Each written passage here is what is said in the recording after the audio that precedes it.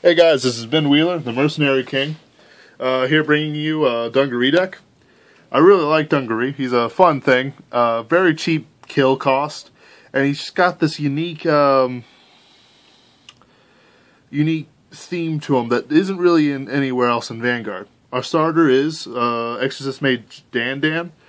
With set 12, he really becomes viable as a tournament-worthy deck. And Dan is one of the reasons. Whenever you ride or place on the Vanguard or rear guard a Dungaree card, let's say this guy, you can bind a card from the top of the deck. Why is this good and necessary for the deck? Well, you ride him, you bind 3 cards. That means you can use his ability one more time than you would normally. Because whenever he runs out of bound cards that he has personally bound, he loses 2k. And this was to keep him balanced or some shit, but it wasn't really, it really hampered him quite a bit, because he had to keep riding over him so that you'd have enough, binds to use his powers. I'll talk about him later. But as you can see, Dan keeps the field full of 11k attackers for you, as well as binding for the cross ride and other things.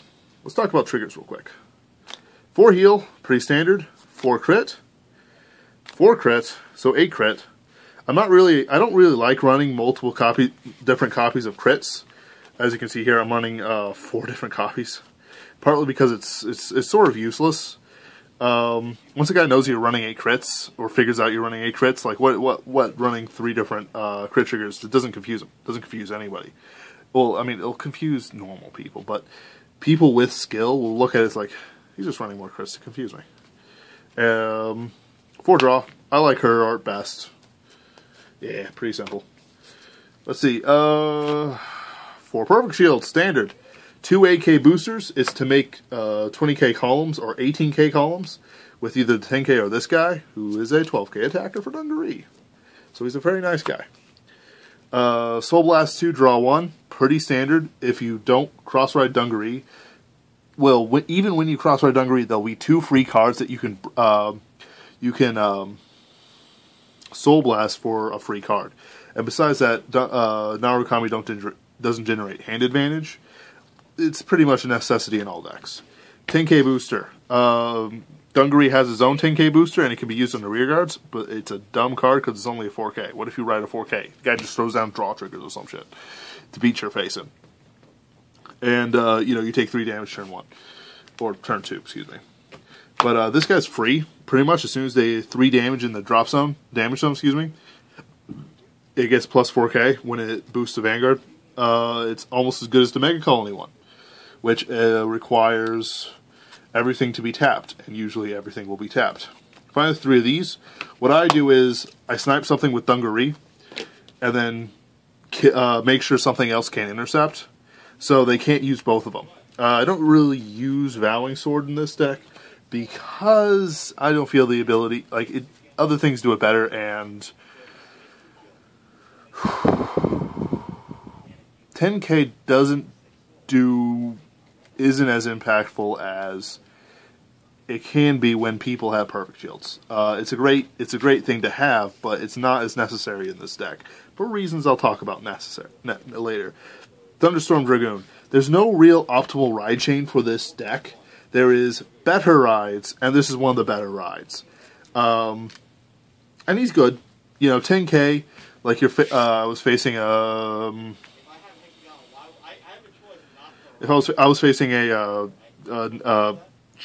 Nova Grapplers early, and I was able to snipe off Riot Horn with this guy, so he was stuck with the 9k.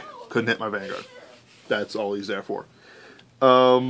Garuda, I wish I would run 4. I'd actually replace one of him with a Garuda. Basically, he hits a Vanguard, unflip a damage. This deck, Dungaree deck, is actually pretty intensive when it comes to counterblast, especially late game. And sometimes you're just stuck with a 16k attacker because, this guy boosts the Vanguard because he's 5k, and that's pretty solid. And, 16k hits numbers. At the same time, you got to be wise.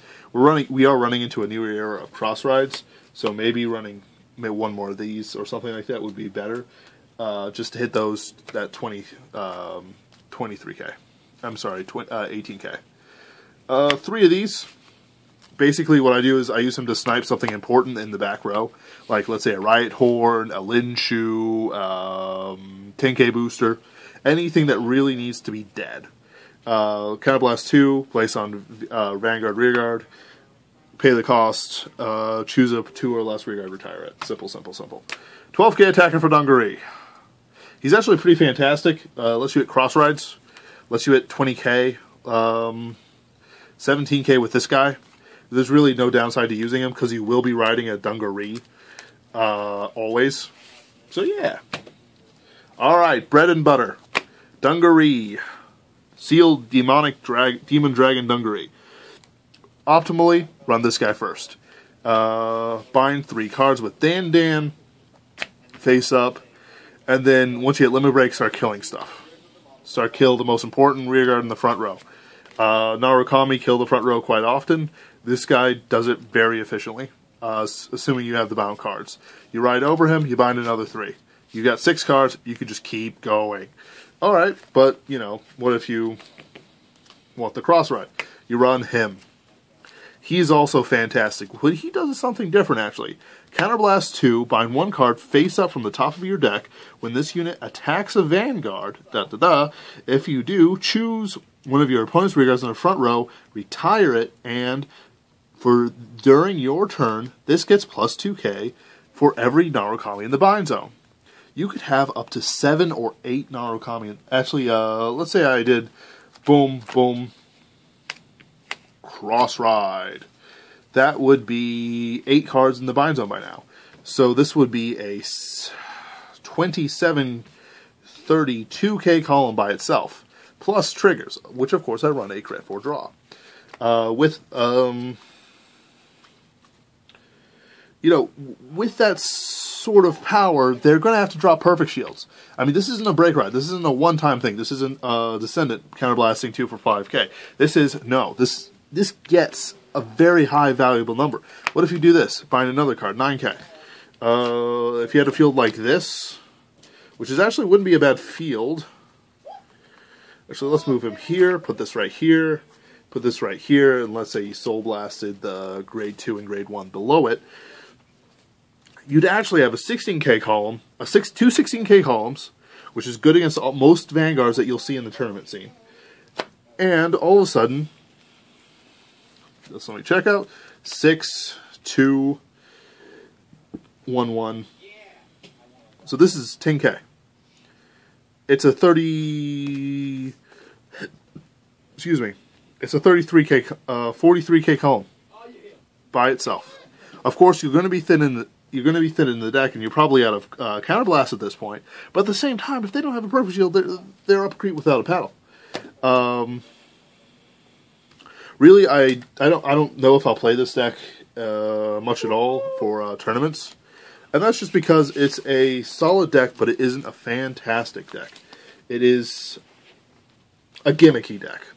And I really hope more people play it in the future, though, because it just has so much unique variations to it, as well as, a solid core that you can build almost anything around. The only reason I run these is just, win more. More draw. 10k. Hit those 18 guys. And really the creative mind can do anything with Dungaree. And I really hope I see some unique builds in the future. Thank you, and have a nice evening. This has been Mercenary King doing a deck profile for Imagine Your Goddess.